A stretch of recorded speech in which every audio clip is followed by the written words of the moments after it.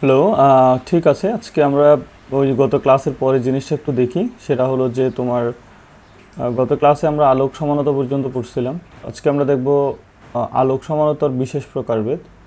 আলোক সমানতার বিশেষ প্রকারভেদের মধ্যে চারটি বিশেষ প্রকার আছে। একটাকে বলি আমরা এনানসিওমার, আরেকটাকে বলা হয় রেসিমিক মিশ্রণ, আরেকটা হলো মেসোযৌগ এবং একটা ডায়াস্টেরিওমার। তো এগুলো হলো আলোক সমানতার বিশেষ প্রকারভেদ। তো এটা চারটা আছে, তোমরা মনে রাখবা যে এই জিনিসগুলো আলোক সমানতার বিশেষ প্রকারভেদ। তো আমরা আলোক সমানতার বিশেষ প্রকারভেদে যাওয়ার আগে আলোক সমানতার ব্যাপারটা একটু আগে দেখে আসি। আমরা কেমন হলে আলোক সমানু বলতাম? আমরা বলতাম কোনো একটা যৌগ আলোক সমানু হবে কি না সেটা আসলে ডিপেন্ড করে ওই যৌগটি আগে আলোক সক্রিয় কিনা। আলোক সক্রিয় কিনা বলতে আমরা বুঝাইছিলাম, ধরো এই পাত্রের মধ্যে যদি কোনো একটা যৌগ থাকে, ধরো সেই যৌগটার নাম বি। এখন যৌগটার ভিতর যদি আমরা আলো পাস করাই, এখানে আলো পাস করার পর যদি সোজা সোজা চলে যায় তাহলে কিন্তু সে আলোক সক্রিয় না। কিন্তু যদি এই যৌগটার চেঞ্জ ঘটে, অর্থাৎ এই আলোক রশ্মিটা এদিক দিয়ে আসার কারণে যদি এখানে বেঁকে যাইতো, এদিক দিয়েও বাঁকাইতে পারে, এদিক দিয়েও বাঁকাইতে পারে। তো এদিক দিয়ে যদি বেঁকে যায় তাহলে এই টিটা কোনটা বাঁকাইতো? টিটা ইকুয়ালস টু 2.24 ডিগ্রি, আর এদিক দিয়ে বাঁকালে সেটা -2.24 ডিগ্রি হতো। তো এইদিকে বাঁকালে তাকে আমরা বলতাম ডি সমাণু, এইদিকে বাঁকালে তাকে আমরা বলতাম এল সমাণু। এগুলো আমরা আলোক সমানতার প্রকারভেদের মধ্যে পড়েছিলাম।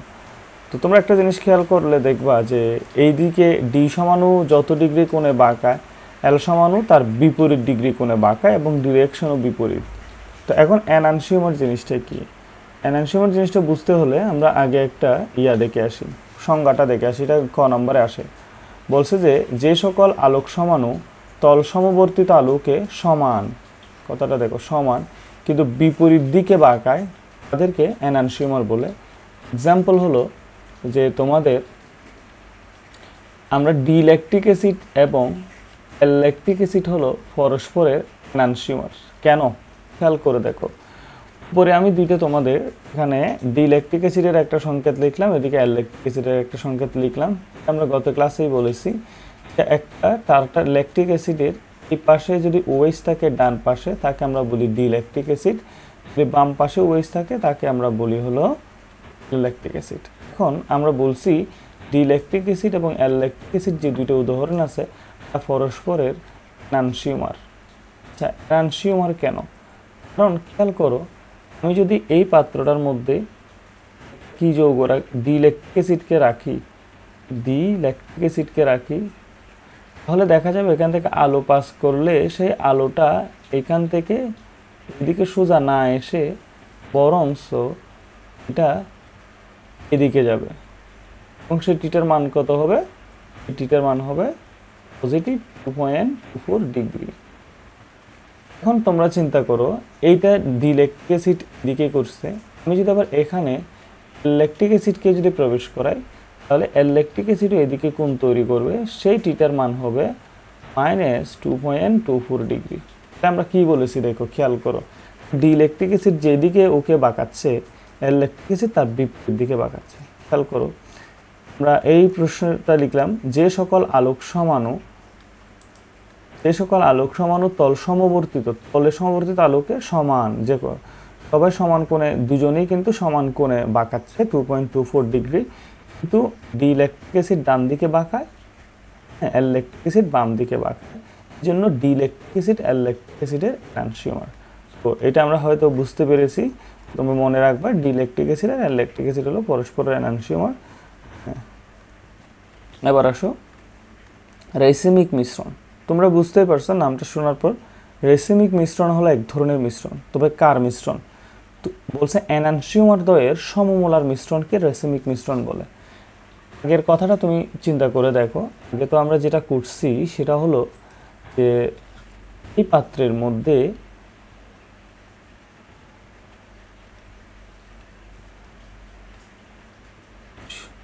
ডিইলেকট্রিক অ্যাসিড থাকলে সেটা এত ডিগ্রিতে বাঁকায়। এখন খেয়াল করো, মিশ্রণ মানে আমি এখানে ডিইলেকট্রিক অ্যাসিডকে এখানে কি করলাম, এখানে অ্যালল্যাকটিক অ্যাসিডকে এখানে নিলাম পাত্রের। খেয়াল করো কিন্তু দুইটাই যখন বিপরীত, আমি 1 মোল ইলেকট্রিক অ্যাসিড 1 মোল মনে করো ইলেকট্রিক অ্যাসিড নিলাম, দুইটাকে এখানে আমি মিক্স আপ করলাম। তো এখানে মিক্স আপ করার পর খেয়াল করো যে আমি যদি এইখানে আলো পাস করাই, তোমরা বলো তো এই আলোটা সমান যাবে না বেঁকে যাবে? বেঁকে যাবে না, কেন বলো তো? কারণ ইলেকট্রিক অ্যাসিড যত কোণে বাঁকাইতো ইলেকট্রিক অ্যাসিড বিপরীত দিকে কোণে ডাকায়, এই জন্য এই রেসিমিক মিশ্রণটা আলোক নিষ্ক্রিয় হয়ে যায়। কথা বুঝছো কিনা আমি জানি না, আমি আবারও বলি। কারণ এখানে যেহেতু দুইটাই আছে, ইলেকট্রিক অ্যাসিড যত ডিগ্রি কোণে তাকে বাঁকাবে, ইলেকট্রিক অ্যাসিড তাকে ওদিক থেকে ডান থেকে বামে নিয়ে আসবে, যৌগটা হয়ে যাবে আলোক নিষ্ক্রিয়। অর্থাৎ কথা হলো যে তুমি যদি সমমোলার 1 মোল ইলেকট্রিক অ্যাসিড 1 মোল ইলেকট্রিক অ্যাসিডকে মিশ্রণ করো, যে মিশ্রণটা তৈরি হবে সেই মিশ্রণটাকে রেসিমিক মিশ্রণ বলে, এবং ওই রেসিমিক মিশ্রণটা হবে তোমার আলোক নিষ্ক্রিয়। আলোক নিষ্ক্রিয় কেন? হ্যাঁ, আলোক নিষ্ক্রিয় এই কারণে যে কারণ এই দুইটার মিশ্রণের কারণে এটা আলো সক্রিয়তাটা হারাই ফেলবে। তো এবার খেয়াল করো, আমরা এর পরেরটাতে দেখি মেসো যৌগ। শব্দটা মনে রাখবা, মেসো মানে হলো মাঝখানে। হ্যাঁ, কাকে বলে সেটা আমরা না বলে আগে এই ব্যাপারটাতে একটু খেয়াল করি। তোমরা যদি এই জায়গাটা নাও, খেয়াল করো তো, এখানে আমি একটু তোমাদেরকে চেঞ্জ করে দিই। তোমরা যদি এই যৌগটাকে এখানে একটা ডটেড লাইন চিন্তা করো, ভাঁজ করে যদি এটাকে ভাঁজ করে যদি একটা আরেকটার উপর তুলে দাও, দেখো COOH গিয়ে এটা বরাবর মিলবে, মানে ভাঁজ করলে এইচ গিয়ে এটার উপর মিলবে, এই OH গিয়ে এটার উপর মিলবে, সি এর উপর মিলবে। অর্থাৎ আমরা ভাঁজ করলে একটা আরেকটার উপর যে মিলে যায়, ফলে তাদেরকে অর্থাৎ মাঝখান বরাবর চিন্তা করলে যদি আমরা এটাকে ভাঁজ করি, COOH এর উপর এইচ এর উপর OH এর উপর কার্বনের উপর, তখন এই ধরনের যৌগকে বলা হয় হলো যে কি বলতো, মেসো যৌগ। তোমরা কথা বুঝতে পারছো কিনা বলো একটু করে চিন্তা করে। অর্থাৎ যে সকল দুই অংশের গঠনের সিমিলারিটির কারণে নিজেই নিজের দর্পণ প্রতিবিম্ব হিসেবে কাজ করে। হ্যাঁ, এটা মানে কীরকম, এটার দর্পণ প্রতিবিম্ব না? খেয়াল করো, এই পার্ট যেটা আছে নিচের এই পার্ট এনায় দেখলে তো এই পার্টই দেখা যাবে, এই জন্য এরা পরস্পরের দর্পণ প্রতিবিম্ব। তো একজন আরেকজনের যদি দর্পণ প্রতিবিম্ব হয় তাদেরকে বলা হয় মেসো যৌগ। তো মেসো যৌগ এটা হলো যে আমাদের টার্টারিক অ্যাসিডের একটা সংকেত। টার্টারিক অ্যাসিড, এই টার্টারিক অ্যাসিড হলো মেসো যৌগের তোমার উদাহরণ আর কি। হ্যাঁ, তো এখন কথা হলো মেসো যৌগ হওয়ার জন্য কিছু কন্ডিশনস আছে। সেই কন্ডিশনগুলোর মধ্যে হলো মেসো যৌগ হলে ওদের মধ্যে 2টা কাইরাল কার্বন থাকতে হয়। তো তোমরা তো নিশ্চয়ই গত ক্লাসে জানছো কাইরাল কার্বন কি, যে এক কার্বনের 4টাতে যদি 4 ধরনের মূলক থাকে তাকে আমরা কি বলি বলো তো, কাইরাল কার্বন বলি। হ্যাঁ, AC আর AC কিন্তু এক না, আবার এটা কেন্দ্রীয় মূলক কার্বন, এটা এমনি প্রস্তুত কার্বন। তো এখন দেখো এই কার্বনটা কাইরাল কার্বন কিনা আমরা দেখি, এখানে একটা হাইড্রোজেন আছে, COOH আছে, OH আছে, তাহলে ওর আরেকটা হাতে এটা না, আরেকটা হাতে এই পুরোটাই আছে। খেয়াল করি এই পুরোটাই আরেকটা হাতের মধ্যে আছে। হ্যাঁ, এটা একটা কাইরাল কার্বন। আবার আমরা যদি এইটা কাইরাল কার্বন কিনা দেখি, কোনটা, এই যে এই যৌগ এই কার্বনটা কাইরাল কার্বন কিনা, তাহলে এটা এখানে একটা হাত, এখানে একটা হাত, এখানে একটা হাত, 2টা হাত, এই পুরোটা মিলে তার আরেকটা হাত। হ্যাঁ, তাহলে এইটাও কাইরাল কার্বন। তাহলে আমরা মেসো যৌগ হওয়ার জন্য শর্ত কি, অবশ্যই 2টা কি থাকতে হবে, 2টা কাইরাল কার্বন থাকতে হবে, 2টা কাইরাল কার্বন হবে, তারপরেই সে কী হবে, মেসো যৌগ হবে। আশা করি তোমরা মেসো যৌগ হওয়ার শর্ত এবং মেসো যৌগ কী ধরনের হয় তাকে তোমরা বুঝতে পারছো। এরপরে আমরা যেটা বুঝবো সেটা হলো তোমার ডায়াস্টেরিওমার। হ্যাঁ, এটা উল্টাটাই। তোমরা জাস্ট আমরা কি বলছি, মেসো যৌগের ক্ষেত্রে এক পার্ট আর এক পার্টটা দর্পণ প্রতিবিম্ব, একটাকে উল্টে দিলে সেটা আরেকটার সাথে মিলে বাস হয়ে যায়, তখন সেটা।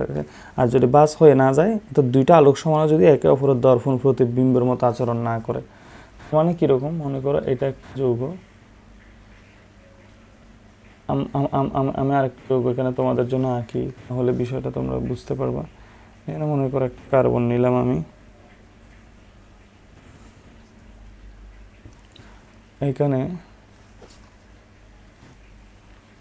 আগের মতোই COOH নিয়েছি বটে, বাট এই 2টা হাতে এখানেও ব্রোমিন নিলাম, এখানে হাইড্রোজেন নিলাম, এইখানে হাইড্রোজেন, আর এইখানে ওয়েট, হ্যাঁ, আর এইখানে মনে করো CH3। এবার তোমরা বলো এই এই যৌগটা যদি আমি এই যৌগটার উপর কি করে দিই, ফোল্ড না করে আর কি, বাজ না করে এমনি যদি এটা এটার উপর তুলে দিই, তাহলে কি এটা মিলে যাবে? যেমন COOH বরাবর মিলবে, ইস তো মিলতেছে না, হ্যাঁ। এই যে ব্রোমিন তো আবার এই পাশে, তো এরা কিন্তু একটা অপরের কি হবে না, দর্পণ প্রতিবিম্ব হবে না। এরা যেহেতু দর্পণ প্রতিবিম্ব না, এই জন্য এরা একে অপরের ডায়াস্টেরিওমার। তো তোমরা বিষয়গুলো বুঝছো কিনা দেখো, যে আজকে আমরা আলোক সমানতার যে বিশেষ প্রকারভেদ আছে সেগুলো নিয়ে আলোচনা করেছি। এখানে সহজ করে বললে এনানসিওমার পরীক্ষায় আসবে 6 নম্বরে, আর রেসিমিক মিশ্রণও আসবে। এনানসিওমার হলো ডিলেকট্রিক অ্যাসিড আর ল্যাকটিক অ্যাসিড এনানসিওমার, দুটোকে একসাথে মিক্স করে ফেললে এটা রেসিমিক মিশ্রণ। এক যৌগকে 2 ভাগ করলে একটা অংশের সাথে মিলে গেলে মেসোযৌগ, না মিললে ডায়াস্টেরিওমার। কথা বুঝতে পারছো? সহজ কথা হলো এটা। আশা করছি আমরা বিষয়টা বুঝাইতে পারছি। আগামী ক্লাস থেকে তোমাদের অফলাইন ক্লাস হবে। আজকে মঙ্গলবারে তোমাদের এই অনলাইন ক্লাসটি দিয়ে তোমাদেরকে কোনো রকম করে ফেলতে হবে।